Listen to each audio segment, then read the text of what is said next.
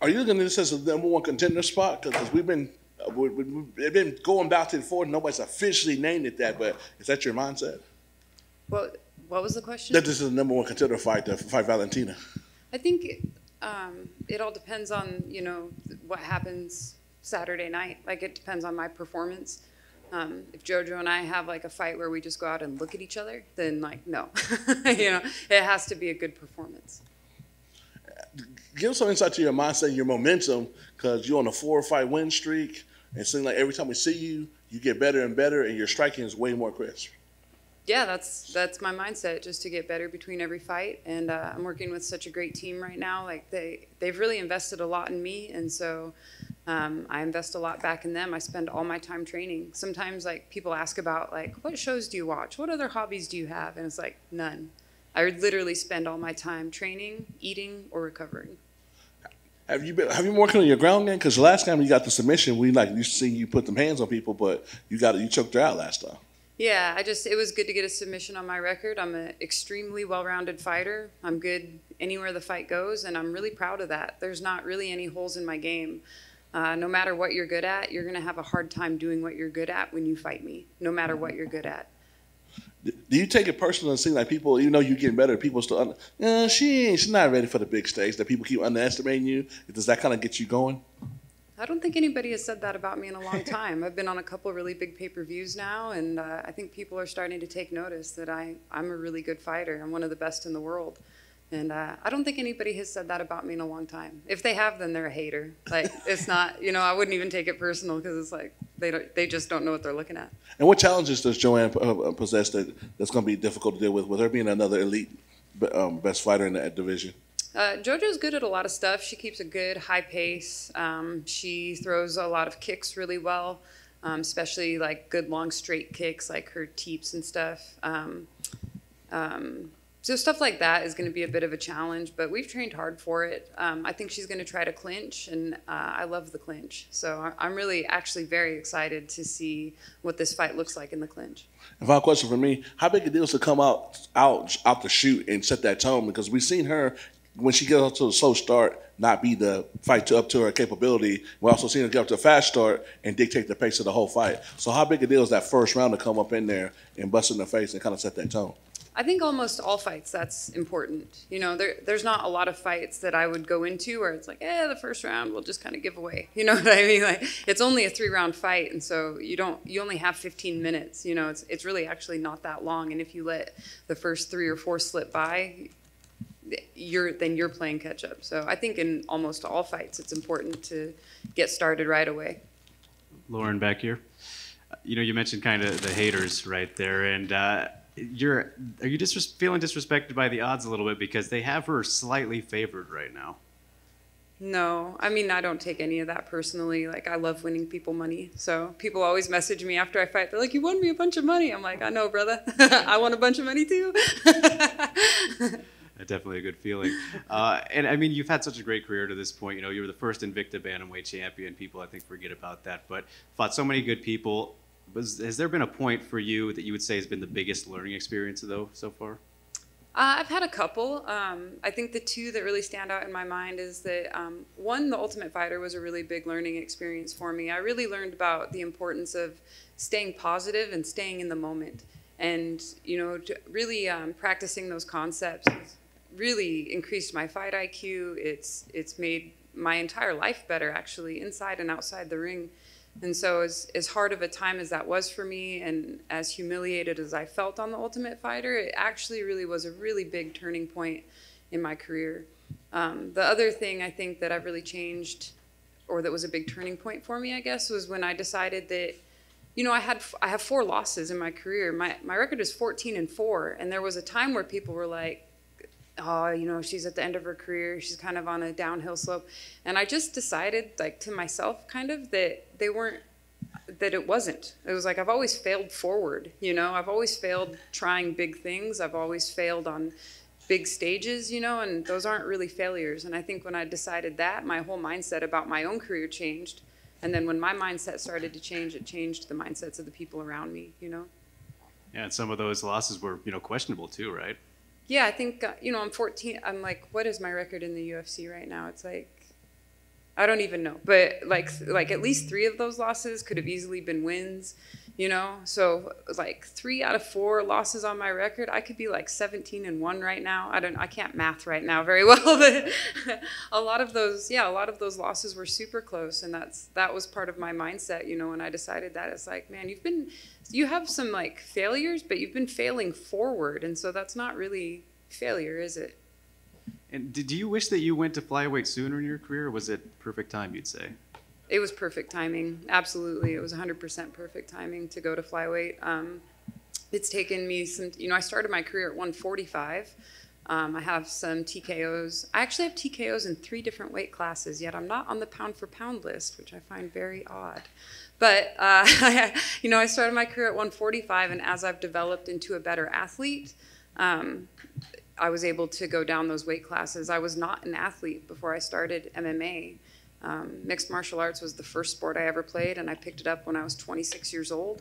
And it's taken some time, but it is in my DNA to be a great athlete. It's literally in my genetics. And now that I have a great team around me helping me with my nutrition and my strength and conditioning and monitoring my training to make sure that I'm not overtraining or undertraining, the athletic genes that I have are fully expressed. And, you know, I mentioned your title in Invicta, and they got a show coming up this weekend. I'm just curious, you know, since you were in Invicta, they've adopted open scoring. And what are your thoughts on that whole premise? Would you like that yourself, or what are your thoughts on it? I don't really have much to say about it, to be honest. I think I've only watched like one show maybe where they had it, and they were like showing it to the fighters' corners, but not to the fighter. I think it has some kinks maybe they still have to be worked out, but I think that just like with like the closed scoring, there's pros and cons to it, I'm sure. Last thing for me, Lauren, what is your ideal outcome for this fight? I mean, obviously you want to dominate, but would you prefer a submission or a knockout? Like, how do you fantasize about it a little bit? I would love to get another TKO. I love winning fights by pound and pound. I love it. I have a really nasty top game in jiu-jitsu. It's pretty good, and to me that's what feels dominant, is when somebody's underneath me and I can feel them start to break. To me, it's just it's the joy of my life. Best of luck, Lauren. Thank you. Thank you. Lauren, I know you said that you liked the matchup, but I know you were thinking title shot as well, right? So when it wasn't a title shot, when it was this, was there an initial like upset or frustration at all? No, because I knew that like the fight when it was booked with Cynthia could have been a #1 contender fight. I thought that was a great matchup. But then I knew when it was like when Lilia had to take the fight on short notice, I was like, you know, I kind of knew that it wasn't going to be title aspirations. I mean, it's hard to justify a title shot when you fight somebody on short notice like that, you know. And to be honest with you, I'm glad, because it would be hard for me to go in and fight Valentina and feel confident about that coming off of a win over, you know, a newcomer. She's probably a strawweight. And so really for my own benefit, I have to fight somebody tough. And I'm happy to fight a striker, you know, going in, because it's like I have to be able to pass these tests to get to the next level. So I don't think my head would be in a very good space at all if I was walking into a title fight right now. And I love my job. I love to fight. I'm happy to go in and do what I do. And I really think that, like, if I just focus on, you know, like enjoying the fight and having a good performance and doing my best in every moment, then things like wins and bonuses and title shots and everything else, that'll all be byproducts of me staying in the moment and doing my best. I guess with all that said, do you feel like this is a #1 contender fight? I mean, are you saying you can't focus on that, but on paper, it sure looks like you win here. There's not a lot of other names, you know, to match up with.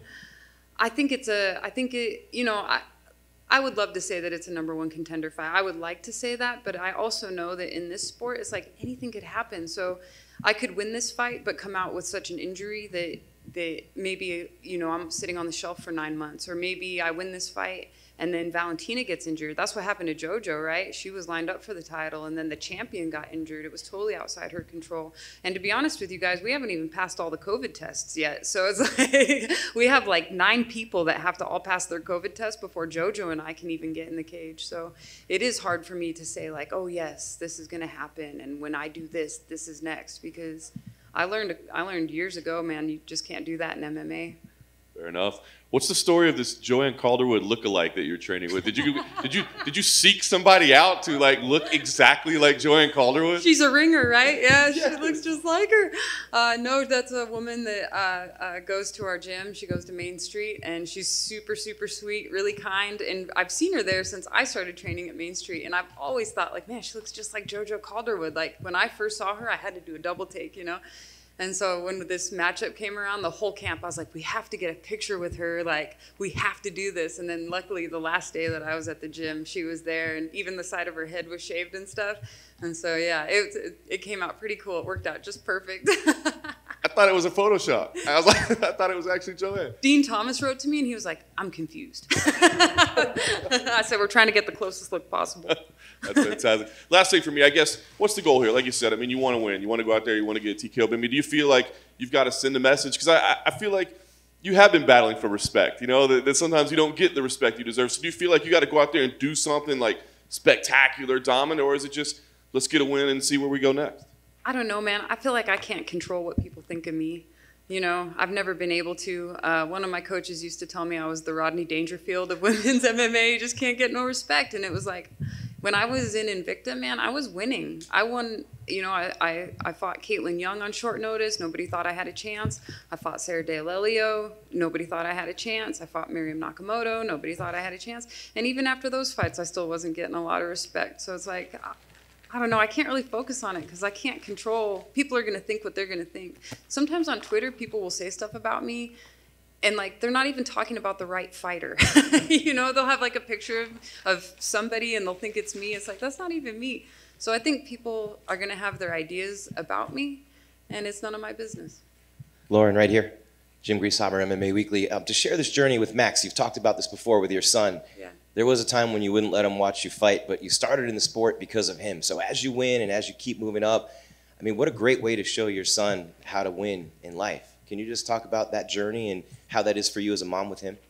Yeah, I think I said it like I think I said it last year, but I just don't know if I could have been a better example to him doing anything else, because he's gotten to watch me go through some really hard times. When Max was a kid, he had a rough childhood, and I wasn't in a great spot, and he kind of witnessed all that, and then he saw me, you know, start doing this thing, which it seems very violent and it seems kind of strange, but he saw me work really hard towards, you know, goals that I set for myself. He saw me achieve some of those goals, fall down sometimes, fall flat on my face, pick myself back up, try again, you know. And how could you be a better example to your kid than to do something like that, you know?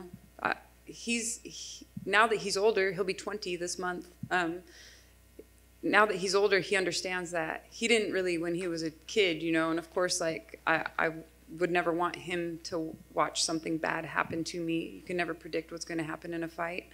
But now he can see that and he can respect that, because it's like, man, my mom really tried hard to make something happen, and she worked at it a really long time, and she kept persevering even when things didn't go her way. And you know, now she's in a really good spot, and I think it's possible for him no matter what he wants to do in his life. And we actually have a really close relationship now. And yeah, I'm proud to make him proud. What about for anyone out there who, I mean, you started 26 in this sport. It's crazy to think of the level that you've reached, because that doesn't happen every day, but it is proof for anyone out there that may think it's too late, or, you know, they missed the boat, or that ship has sailed, whatever you want to say. It never is. Yeah, anything's possible. I mean, I walked into a gym, I smoked a pack of cigarettes a day, I was pretty heavy into pills, I drank a lot, and I walked into a jiu-jitsu gym one day and it changed my life. And I don't know, I say this a lot, but literally every good thing that I have in my life is because of jiu-jitsu. And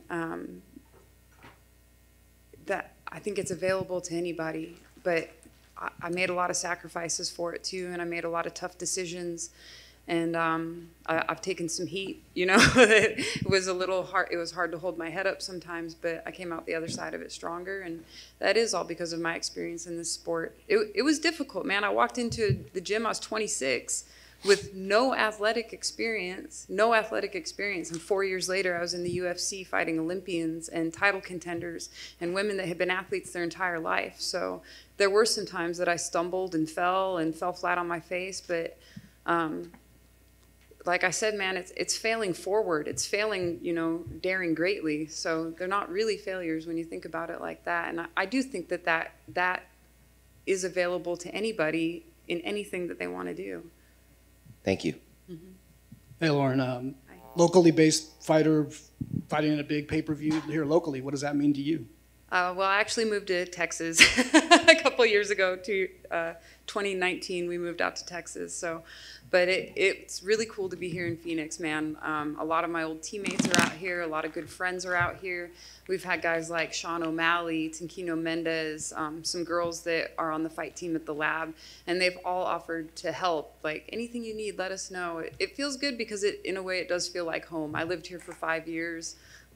We know where all the good spots are to eat. I've been to fights in the Gila River Arena before. Our house was like a mile from the arena that we're going to fight in. So I know that area, and it feels good to be back in Phoenix. And it's been really fun making good memories here.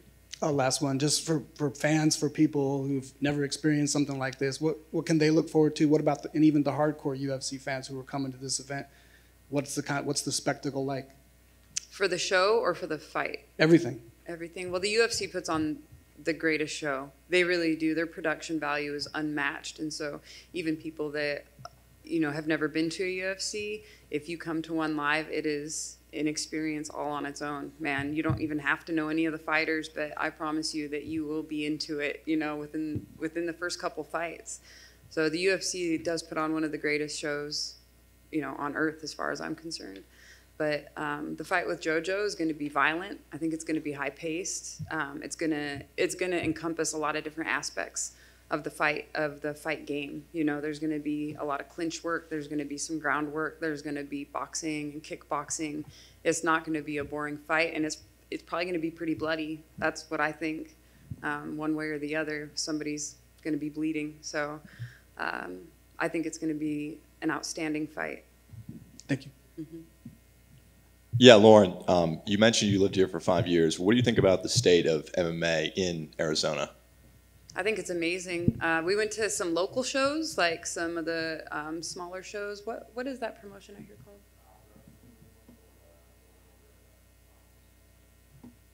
Yeah, anyway, there's some local promotions out here that are bringing up-and-coming fighters, and I loved going to those shows because it's like you never know who you're going to see fighting like their second or third fight, and then 3 years later, they're in the UFC, and you're like, oh my God, that guy's going to be a superstar. But look at the fighters that are out here right now. Henry Cejudo, Sean O'Malley, Kyler Phillips, Mario Bautista. I mean, Benson Henderson, his wife is fighting now. Maria Henderson, y'all keep your eyes out for her because she's good. Yeah, there's a lot of great fighters out here. Phoenix is a hotbed for fighting, for sure.